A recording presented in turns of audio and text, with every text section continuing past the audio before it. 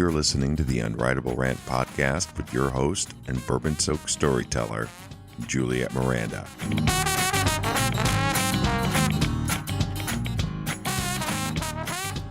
Hey y'all, it's Juliette Miranda, and this is episode 133 of the Unwritable Rant podcast. Today's episode is brought to you by Studio, a lifestyle brand that makes premium headphones with studio-quality sound and classic Scandinavian design. Y'all, these headphones are the perfect combination of style and tech. They look great, they fit great, and they sound great. Head on over to Studio.com, that's SUDIO.com, and check out their line of headphones and in-ear headphones. If you find something you like, just use the code RANT during checkout and you'll get 15% off your purchase.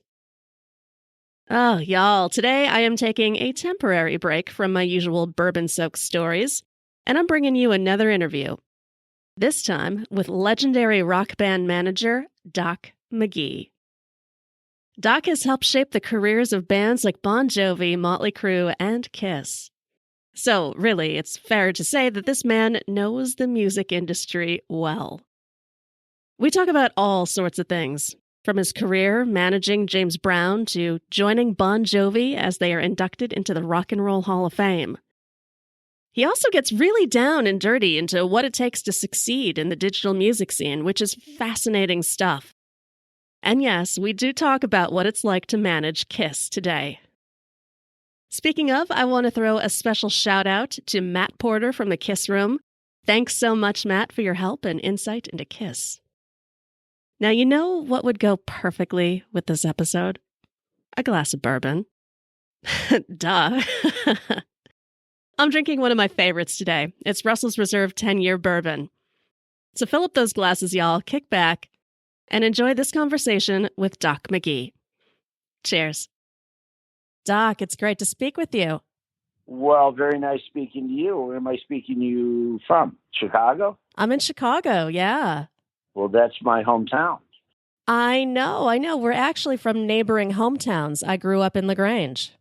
LaGrange, my God, I wrestled them. It was crazy. LaGrange LaGrange was where the rich people were. See, we're from the poor part of the suburbs. So do you still live there? No, I'm just outside of the city now, but I've lived all over the place. And I know you're in Nashville now, is that right? That's correct. I love Nashville. We try to get out there a couple times every year.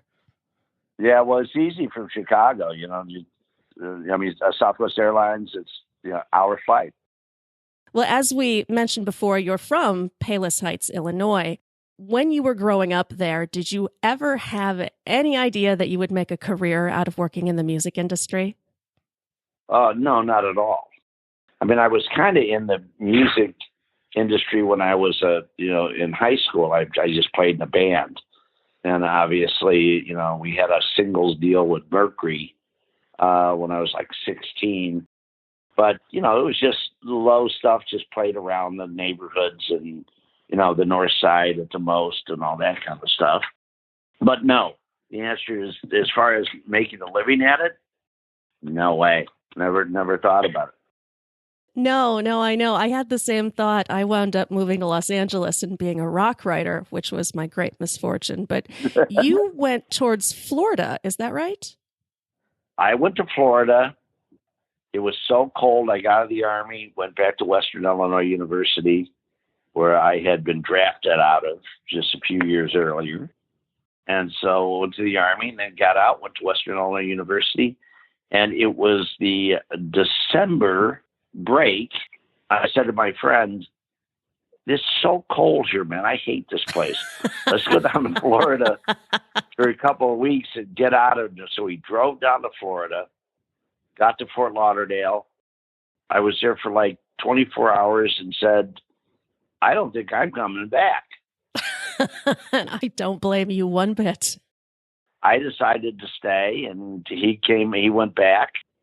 I ended up meeting this girl, and she was a waitress, and she got me a job as a waiter at a Lum's restaurant. And so we were like the Lamettes. and it was, and it was just one of those times, I was 21 and, just turned 22, and that was it. I stayed down in Florida. One thing led to another, and the next thing you know, I'm in the music business, flying around on jets with rock stars. So, one of the first artists that you managed was James Brown. Now, I've heard you say that you don't know who managed who, but I'm wondering, what did you learn from that experience, and how did it prepare you to take on bands like Motley Crue? well, you know something, I don't know if you ever get prepared. You know, life comes at you fast, and you kind of just deflect as much shit as you can and hope that you're doing the right things. With James and Isaac and Mink DeVille and Phyllis Hyman and all those people that I was involved with in the early days, some great people, some great musicians, and meeting the Bee Gees and all this stuff when I'm just a kid, you know what I mean? Hanging out with producers, and you start learning what not to do. That's probably, if you have to learn anything, you learn what not to do, not what to do. Well, and you learn that pretty quickly, too. Yeah, you learn it very quickly. It's not a very forgiving business. You know, you just have to kind of make shit up, and then you got to go do it. A lot of people, especially in this field, and it was the only field that I knew that nobody knew what could happen. We knew what happened in construction. You go to work and you build something.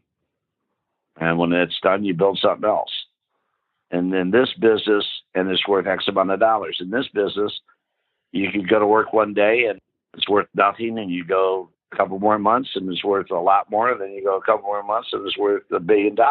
You know, it's just one of those businesses that there's no limit to what you could do or what you could be. Well, and I think you were there at just the right time, too. I mean, going from, the later 70s into the 80s, I mean, this was like just the boom of the rock star. Yeah, again, I think we're all put in a position, when you watch television or you watch movies and you go, you're watching Game of Thrones and you go, fuck, I'm glad I wasn't born during that shit.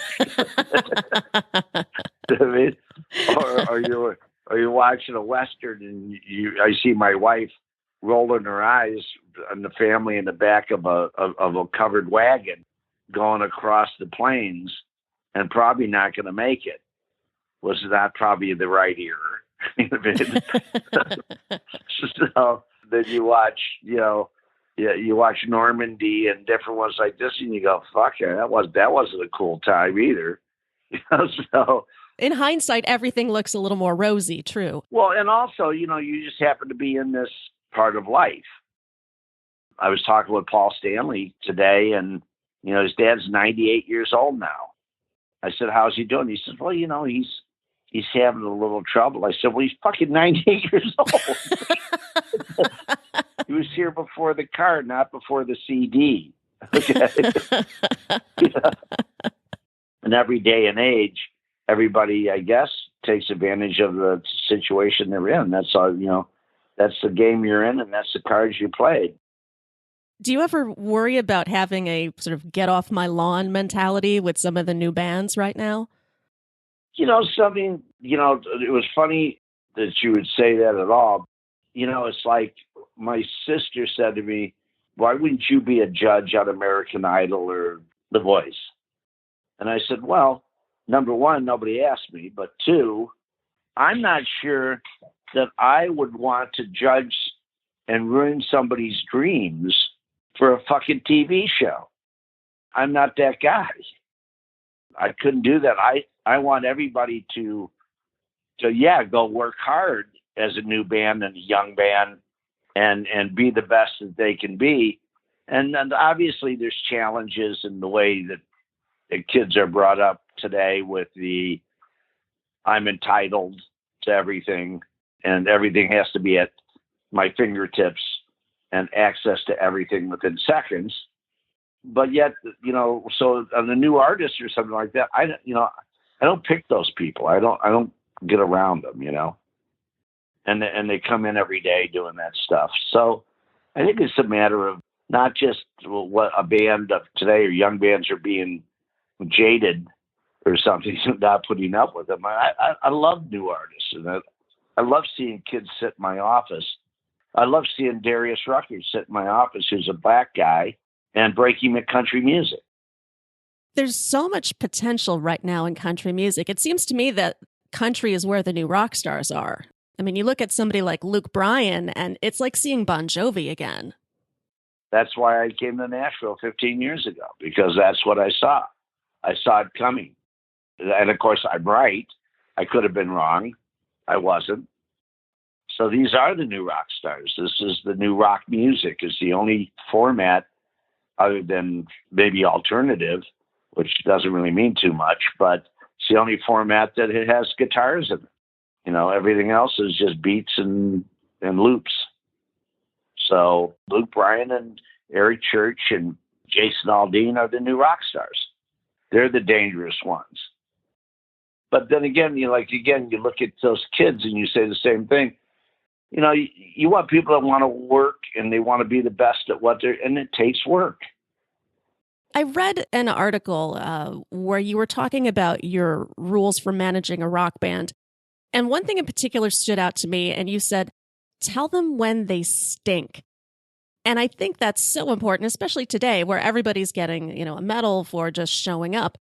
Does that still apply to your management style? That's 100%.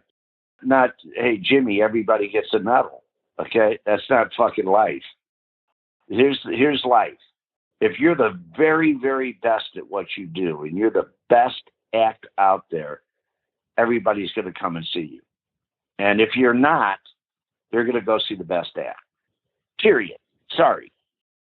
And I even have to tell the older acts, listen, this is the entertainment business. You have to entertain people, not people entertain you. So get back to entertaining. Looking at music today, how do you handle that? I mean, technology seems to be changing everything. Where's the money in music now? Well, listen, the money is there. Listen, number one, if it was easy, everybody would be doing it. True. On the other hand, when yes, there was a bleak moment when things were looking like there wouldn't be any money, that people weren't buying the music, that didn't want to. It all started when the 5 kids showed up to play a Bon Jovi record, by the way, on their computer and said just to Doug Morris and everybody else, watch this. I have Bon Jovi on mine. Watch. Boom. They all have Bon Jovi on theirs. A file sharing. Instead of the geniuses going, wow, these guys got something. Let's bring them in. Let's pay them. They paid everybody ridiculous amounts of money and then stole whatever they could. Anyways, so this wasn't out of their MO. So, but they said, no, we're going to put you in jail or we're going to do this. And then all of a sudden, they taught kids to steal music. And all of a sudden, it was okay that file sharing was free. So little Jimmy could come downstairs and say, look, Dad, I've got 4,000 songs on my iPod, and I didn't pay for one of them. That would have cost you $4,000. Oh, that's great, Jimmy. Instead of, Mr. McGhee, your son was caught stealing 400 records out of the Walmart. And then, oh my God, he's a thief, and you got to, you know what I mean?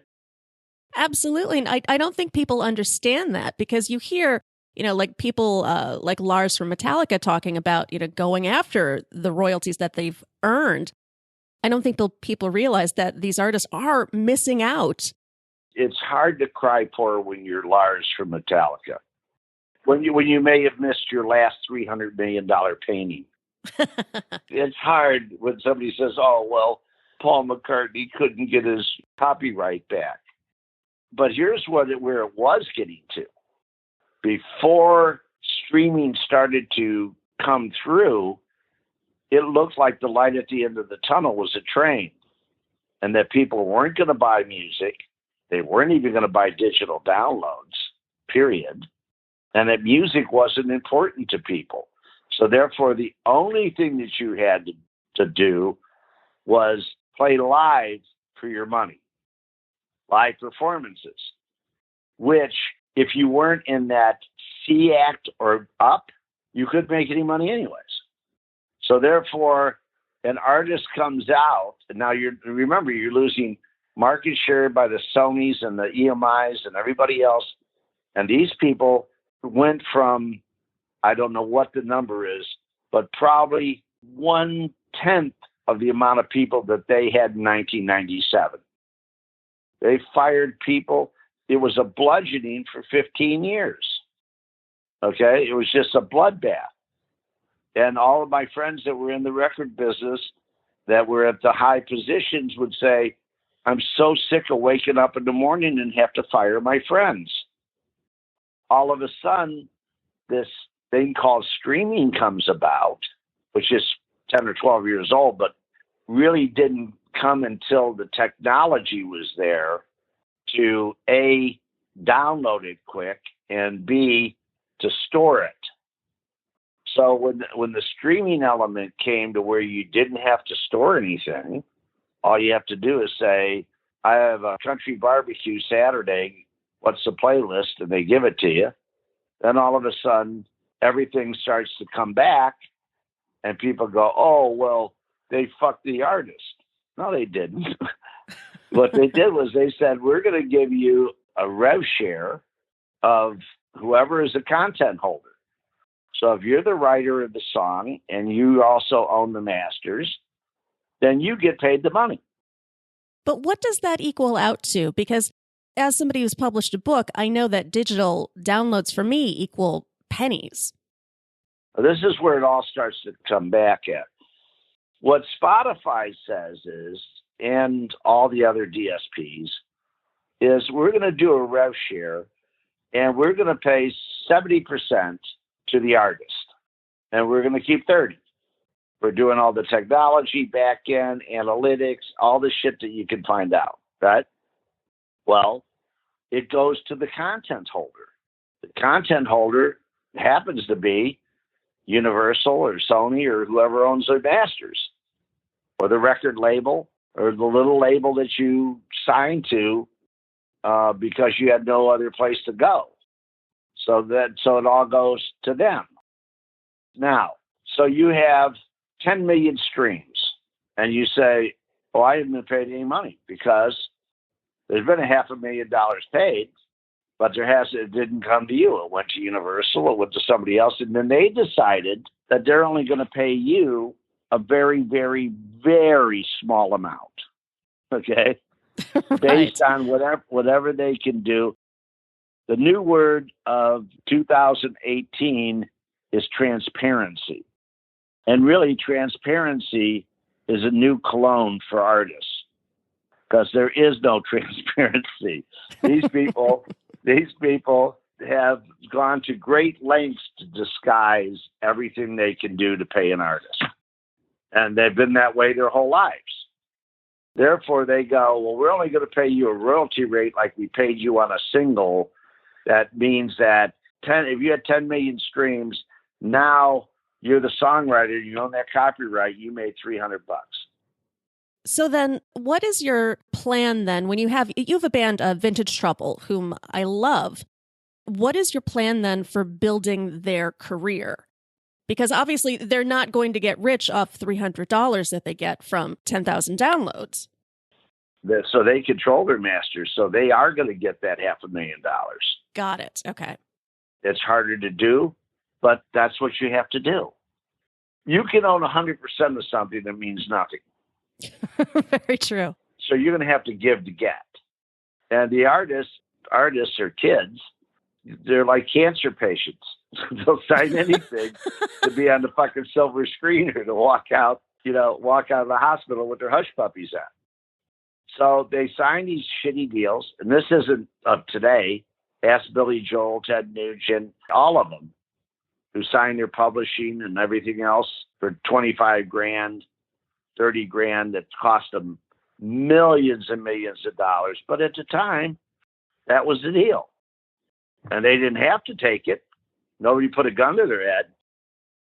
See, I think there's a huge upside in streaming. Now we have a terrible issue of how do we get market share and how do we get our music to the public? Right, right. So what do you see as the answer?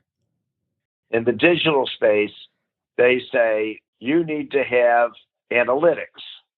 So you can go to terrestrial radio, which is still king, and go to your format and say, hey, look at my song. My song has 10 million streams or 20 million streams.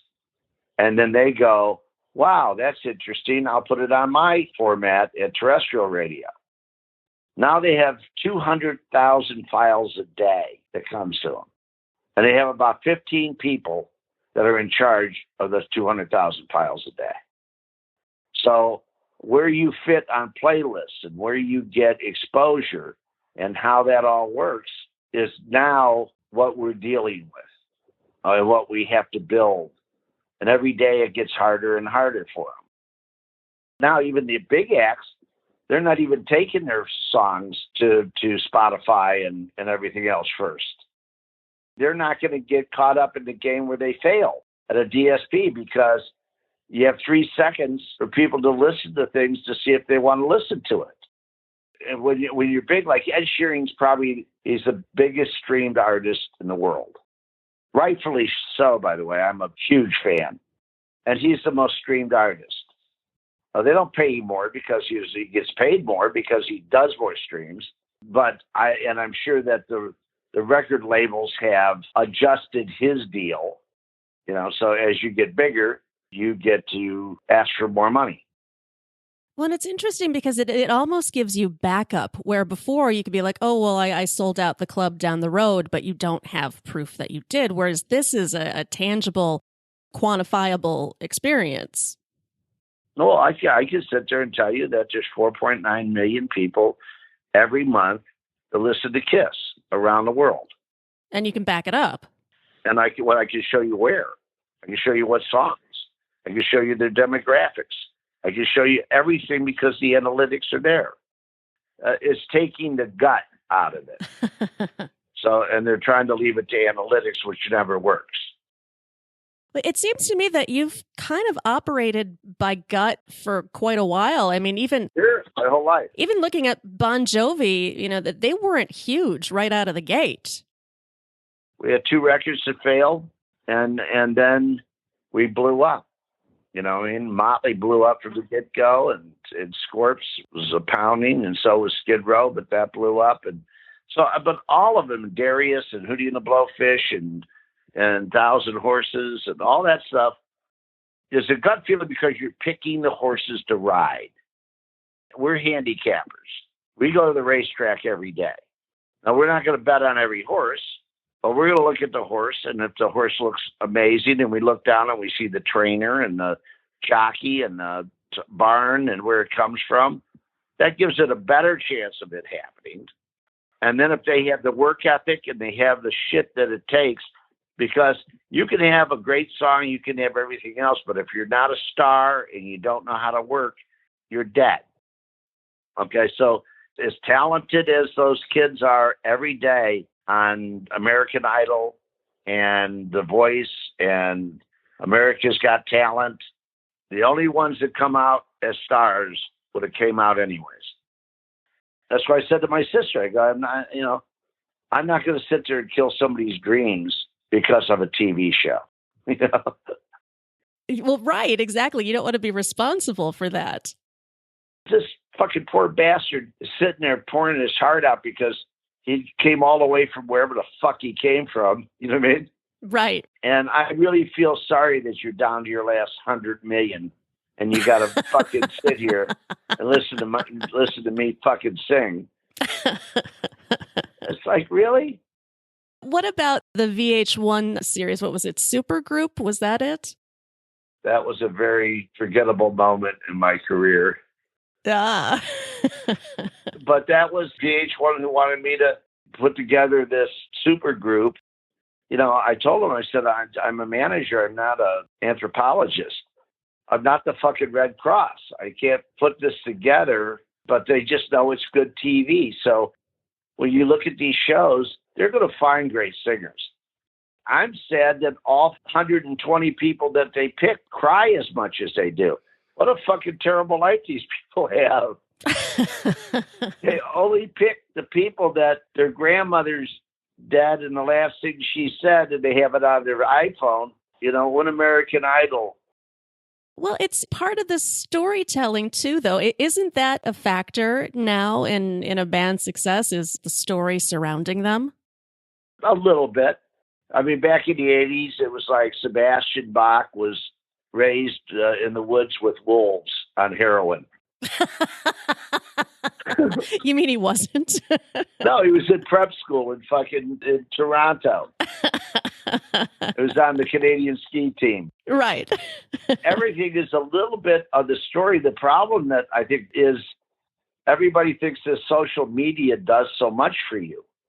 And all it does is desensitize the public to a star. I'll never forget, I was showed John Bon Jovi back when I signed him in 1982, I think, or 3. I was sitting there and I said, here's Journey People magazine. And there was Neil Schon in them. And there was a picture of Neil Schon in his BMW with his dog.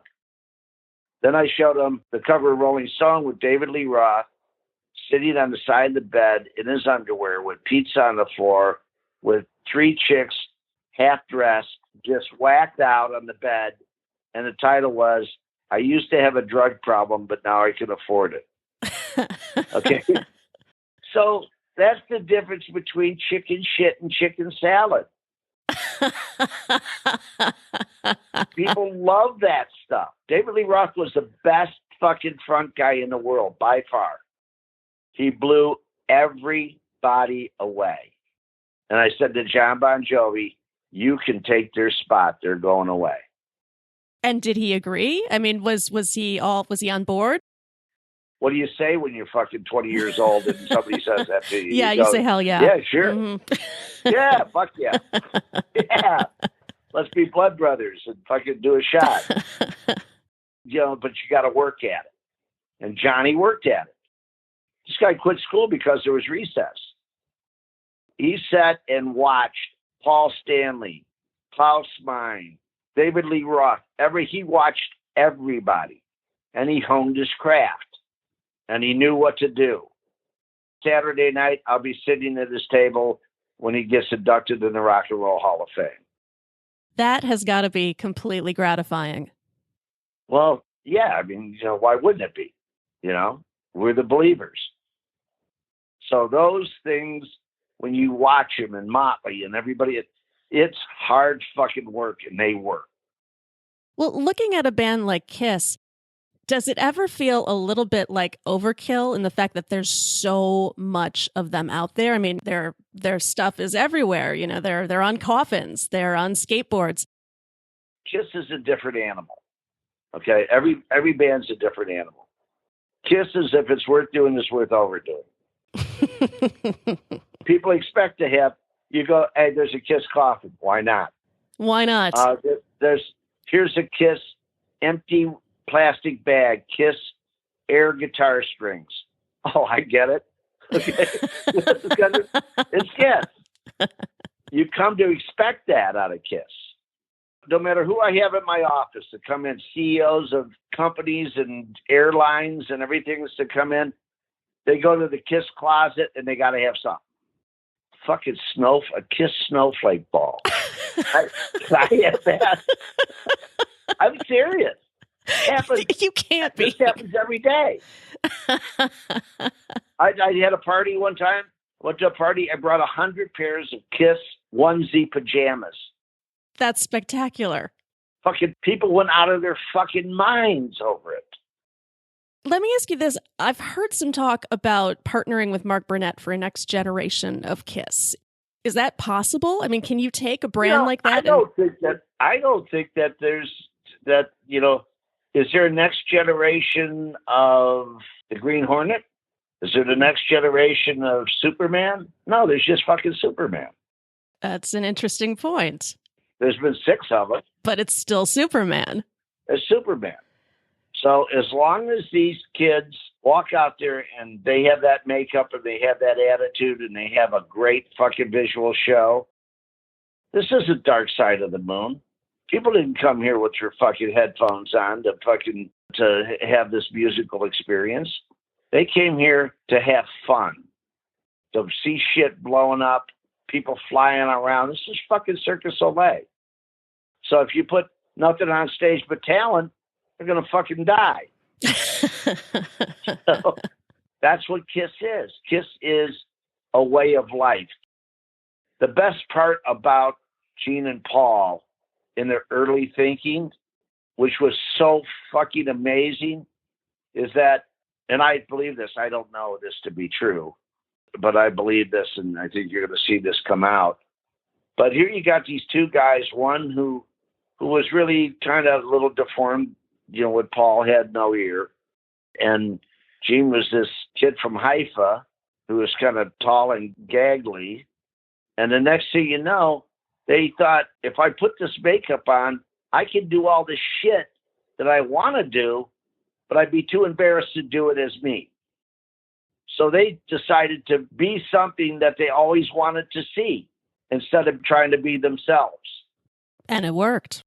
Oh, fuck yeah. Yeah. And people may not know the music, but KISS is probably one of the most recognizable brands in the world. It's so true. I'll tell you what, you can go around the world and show pictures of KISS and people go KISS, and show Mount Rushmore and they can tell you who the fuck was on it. All you have to do is say to somebody, KISS. And when you say KISS, you see a smile come to their face. And they get it. Because it's fun. Kids love it. That's why I did KISS Scooby-Doo. It sounds like you have so much fun with this. Yeah, but how can you not? You make shit up like this. How do you not have fun when you can just make shit up and go do it? That's phenomenal. Yeah, I'm like the happiest kid in second grade. Well, Doc, thank you so much for talking with me today. You've had some incredible stories, and I think I chose the wrong path in becoming a rock writer. No, you didn't. No, you didn't. And you stay with it. And thank you so much for having me on your show. Of course. Well, take care, Doc. Thank you again. You got it. Go to theunwritablrant.com and sign up to get early access to interviews and new videos. And don't forget to connect with Juliette on Twitter @MorningNeurosis. Girl, you as pretty as a Sunday morning, standing on the corner at Carondelet. What you say we make our way up to Bourbon, a couple hurricanes and a hand grenade, and get blown away. Let the chips fall where they may. If it's all the same, what you say, bon ton, hey, pretty mama, I can smell the gumbo. Sweetest taste of honeysuckle on my lips. Good God Almighty, I can hear the trombone. Every heart ought to beat to a rhythm like this. Come a little closer, honey, let me hold you. Nothing tastes better than a bourbon kiss. You can be the flower on my magnolia. Every heart ought to beat to a rhythm like this.